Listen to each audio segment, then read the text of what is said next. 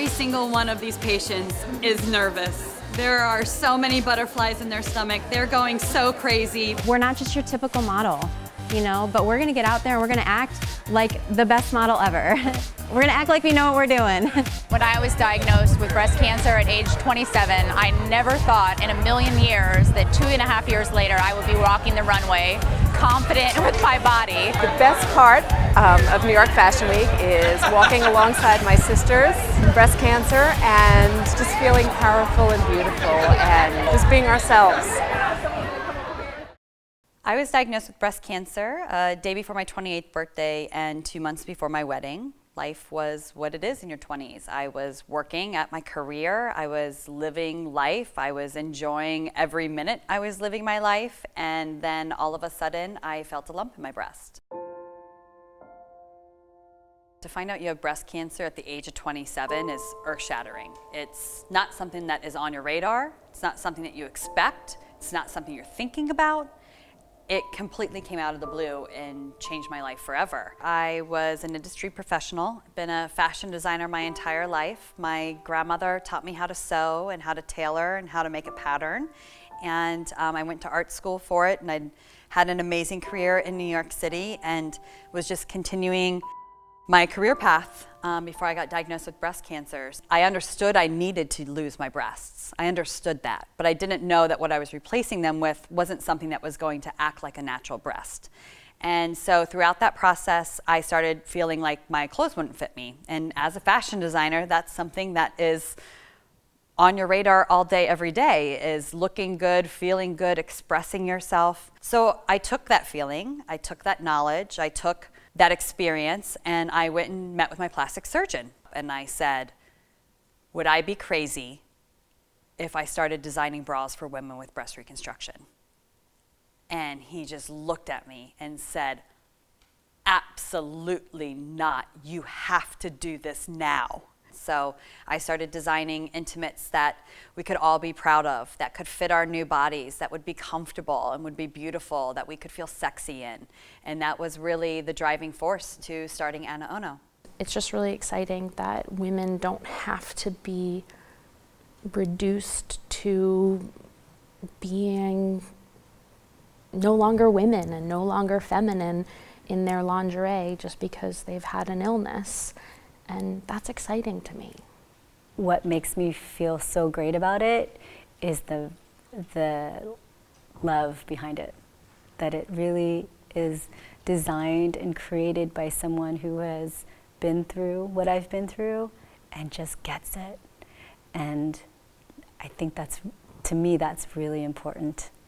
Patient, a 54-year-old female, presented initially for evaluation of a palpable left breast mass and abnormal imaging. Obviously, we're talking about a mastectomy in a young woman. The concept of reconstruction then would be discussed. So we chatted with her about options for reconstruction. So what options do we have?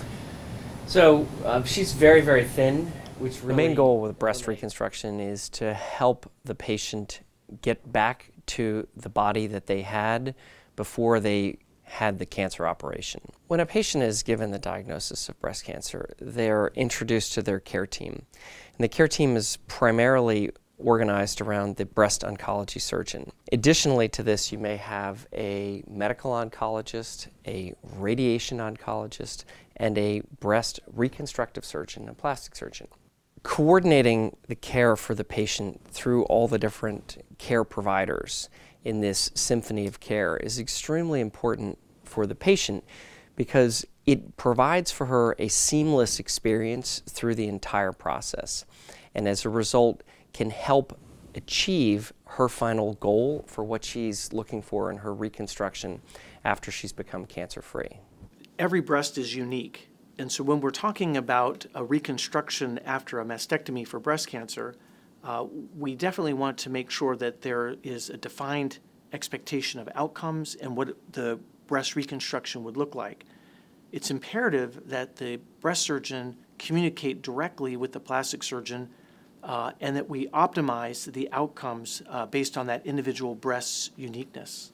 At our program, the plastic surgeons actually participate in our weekly tumor boards so that we can say, here's the patient, here's what the oncologic principles and plan is, and then we can specifically talk about what kind of reconstruction and how we best can accomplish that outcome.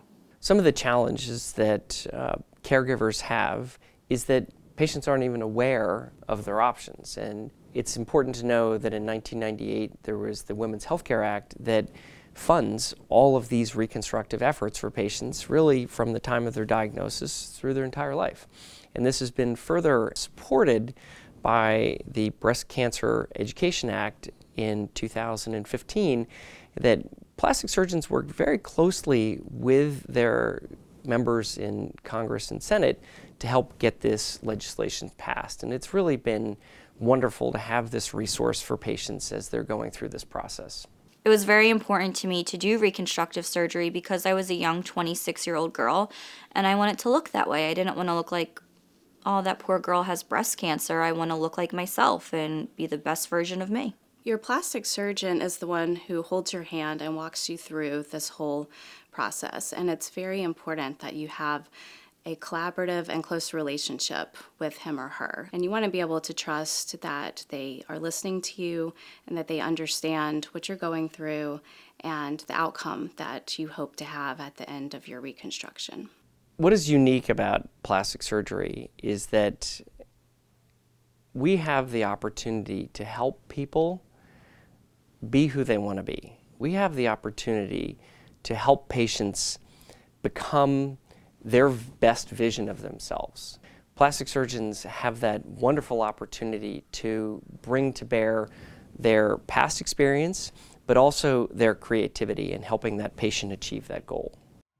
To be at New York Fashion Week and to put patient models on a runway and fill it up is incredibly empowering because they're teachers, they're mothers, they're sisters, they're principals and doctors and lawyers. I mean, these are real people and they get to be a superstar for a day, and that's just super, super incredible.